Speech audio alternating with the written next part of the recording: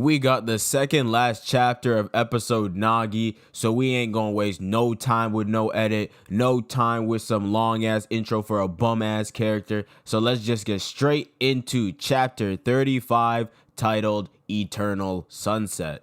So the chapter starts off with Rayo tying his shoe before walking down the hallway to the third selection joint room area, with him saying that he's sure that Nagi is ahead, but his abilities still aren't on his level, and even if they were to reunite, he can't just rely on his talent until he can become someone who can catch up and stand by Nagi's side as his partner, and they become a strong duo that can once again dream of being the world's best. But then it cuts off, and honestly, I'm glad that it did. This nigga was giving Nagi way too much credit than what he really deserves, bro. Rayo, you are better than this. I know you, man.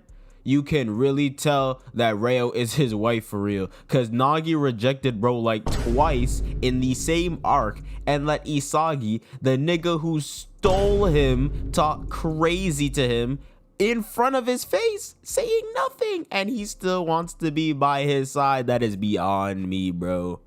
But we see the second team being Nagi's team to enter the room, and as we see, it was cold and valid. They all had aura for real. Nagi talking about some hey to Isagi and left bro a little stunned. Baro and Chigiri also say what's up to Isagi, and Botcher is all happy and shit, greeting them as if he wasn't going fucking feral in the 4v4. Nagi pressing Isagi, asking about why he looked so relieved, asking if he didn't think that they would make it, and Baro and Chigiri are getting on his ass too, but Isagi's just like he's happy to see them all again. Nagi thinks it's cool that Isagi can just say things like that, but he tells Isagi that of course he was gonna see them again. Nagi then says to Isagi that he won't stop playing football until he's beaten him. Baro talking about how he gonna kill him and that he still hasn't beaten the top 3 either, and Isagi is just looking forward to facing off against all of them. We see the third team to clear the selection come in, and I'm not gonna lie, they did look tough, bro. You can be the only one looking away, trying to act all mysterious and shit. It low-key worked, I can't lie, but Otoya and Karasu definitely the main machines. We see the fourth team clear, and they full of nobodies. Well, except for Hiragi, because like Nagi did face off with bro in episode Nagi. And we do know about Nanase in the main story, and we fuck with bro heavy. Yes, if you don't fuck with Nanase, bro, you don't fuck with me, bro. Get out of here. But the rest of them, yeah, they're still nobodies, and they were locked up. Oh my goodness. Lame, man. Baro remembered, bro, but Chigiri and Nagi ain't have a clue in the world who Hiragi was. The fifth team enter, and we see Nico and Hiyori acting all cool and shit. Low-key, they have no business to be doing all these tough walk-ins, but like they valid for real, so I'm not gonna say nothing too crazy. Nagi sees that the ones who've gotten stronger have won their way to the top. We already hear voices coming from the sixth team to enter, and yeah, I'm not gonna lie, they just sold their entire walk-in. I mean, Gagamaru's still cool, like he my nigga for real, but my nigga Raichi got his face to the ground eating straight shit cause of bro. These two niggas in the back have the same expression I did, cause ain't no way that they just sold their walk-in shot like that. Like they had one job, like damn. Oh yeah, and like the Wanima bro made it as well. Hippie. Bachir and Isagi are glad to see some more Team Z faces, of course. Now, Chigiri calms that there's one more team left, and Nagi's like, Rayo and Kunigami ain't here. Acting like he worried about Kunigami's ass, bro. Shut the hell up, bro. But he believes that they'll make it through nonetheless. As they reveal the seventh and final team to walk in, we see Igaguri's ass front and center acting like he the captain of this ship, acting like he scored any type of goals. But I'm not gonna lie to you, in episode Nagi, everyone at least looked 10 times better than in the main story. At least once they got some sort of panel, some sort of page, I don't know. But this is the first time that the main story made Igaguri look so much better, bro. Camera angles really do matter. Like, god damn. Isagi, Bachir, and Chigiri are shocked as shit, as they should be, because what the fuck is this? Nagi starts to get worried, questioning how he's supposed to play football without Rayo on the same world line as him, saying that he'll lose sight of everything. So for him not to disappear, But like bro walks in like the very next second. Like bro really had him shaking in his cleats for a bit with his eyes all filled with light and all that. Nagi says that who knew waiting for someone could be so painful and so warming at the same time. And as he tries to say what's up to Rayo, he just walks straight past him, treating Nagi like a fan. Oh my goodness, bro. Mr. Dap and all, bro. Nagi thinks that he still must be angry because of what he said to bro, and that he needs to apologize to him. But he starts to think that maybe he just wants Rayo to forgive him, and that if he forces his selfishness onto Rayo again, he might just end up hurting him. But my boy Shido walks in with the most aura out of everybody in that room, hands in the pocket and all, saying his debut line, at least in the main story at least, and says, "That's all." Oh my goodness, so tough. What can't my goat do right, bro? Oh my goodness. Had Isagi's voice shaken, talking about some, "Where's Kunigami?"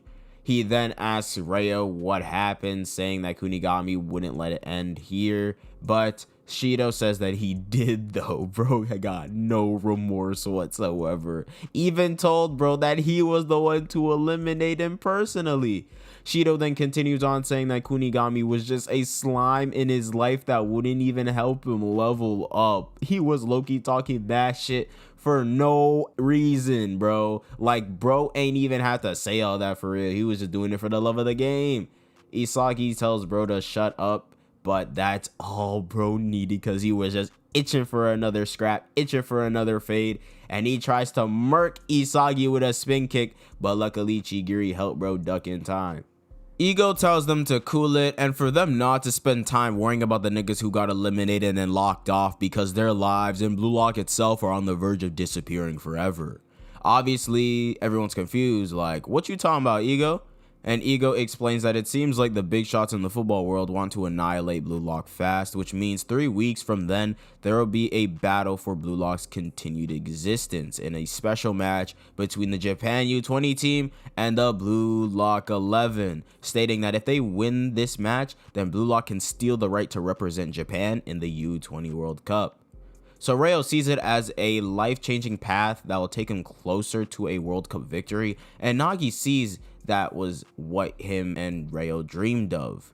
Ego continues on saying that the match is in 3 weeks, and the U20 Japan team is led by none other than Itoshi Sai. And I don't know why these niggas ain't freaking out right now, like if he ain't a Spanish footballer doing all this crazy shit, and Ego looking all tough and shit as always, telling everyone that they'll be the ones to transform Japanese football. Raichi and Gagamaru ask what everyone's probably thinking in their heads, being that how are they going to choose the starting players? But Ego always got a plan, bro. Don't question this nigga. And he says that Blue Lock is going to assemble a team focused around the following 6 players. And he says that they're also the top ranked players at the moment in the program, and putting together a team in just 3 weeks will require a most rational gamble. He then calls out to the top 6 players to step forward, with them being Rin, Shido, Karasu, Otoya, Yukimiya, and Nagi Seishiro. And I just know Ego ain't want to say his name then and there. Look at Baro's face, bro. He's low-key frying me right now, because bro couldn't even believe what he just heard, bro. Ego then explains that he'll divide the 6 into pairs and assign them ranks A, B, and C to create 3 teams.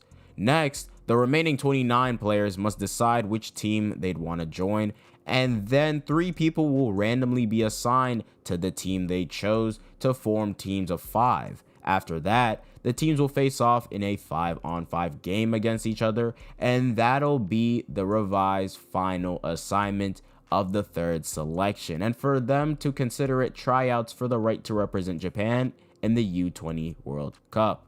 Notice how everyone else is in the palm of Ego's hands but Nagi? Yeah, bro, stay hating unintentionally too, bro. Nagi really ain't supposed to be up there, I'm telling you.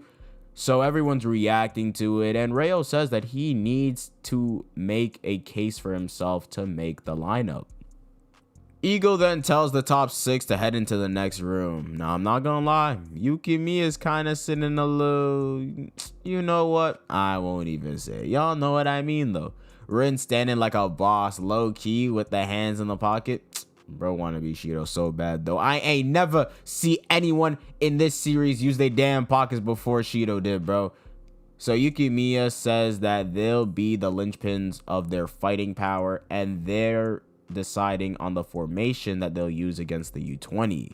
Karasu says to bro that their spots ain't guaranteed either, and that if they get careless, they'll come for Rin and Shido's heads. And Otoya says that they'll steal their thrones, and Karasu then switches up so fucking fast, like oh my goodness, and tries to elbow bro in the gut like they wasn't on the same side like a panel ago and for like the whole second selection.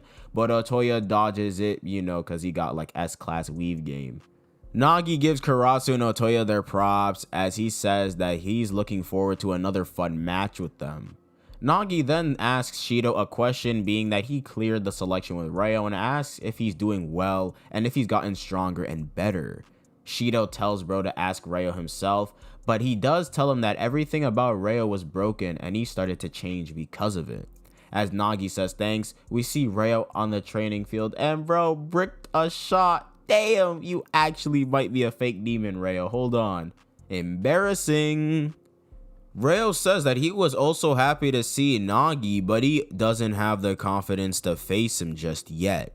As Rin and Yukimiya tell the others to leave the room with them, Nagi comes to the conclusion that he's sure he was the one to break Rayo, but he's gotten stronger and won, and because of that he started to change. Just like how Isagi broke him and he started to change, and that's who Rin was to Isagi, and that's who Sai is to Rin. Seeing that one sets their sights on the one who broke them and try to change makes people stronger, and you can call it an objective or envy or hatred or even admiration. Finally understanding it now. We see Rayo tell Nagi to stay a genius and wait for him as he's looking at the selection team sheet like he gonna pick anyone else but Nagi. Like, come on, bro, we are not dumb. Nagi realizes that to Rayo, he's someone to set his sights on, which lets him get fired up. And what is this panel, dog? What am I looking at? Why do we have them back to back, butt booty naked? My lord. This is actually boys love, bro. Like, there's actually no mistaking it now. But Nagi says that in that case, he'll wait for that fire. And Rayo says when the day comes that he can hold his head high and play football with Nagi. And we see both of them talking with Rayo saying someday when he surpasses Nagi, Nagi says that he wants him to break him, while Rayo says that he wants to be his light. Hey, yo, what could you possibly mean by break you? Man, at least this manga's ending next month, bro. Golly, thank the Lord, bro. Nagi Seishiro, you are overly going, bro. But we then get the final panel saying that after, they'll be able to find a new way to relate, ending off the chapter with Rayo carrying Nagi and Choki just being Choki. Obviously being a flashback to them before Blue Lock. Honestly, this chapter wasn't really anything new or special. Obviously, just a big recap of the beginning of the third selection for real. But the word around is that the last chapter will be 72 pages long. And you already know that we will be on it for one reason and one reason only, being pure hatred on the white-haired man's name. Anyways, if you guys did enjoy this chapter review though, then please leave a like, subscribe to the channel if you are new, and comment down below your thoughts about this chapter and your predictions for the next.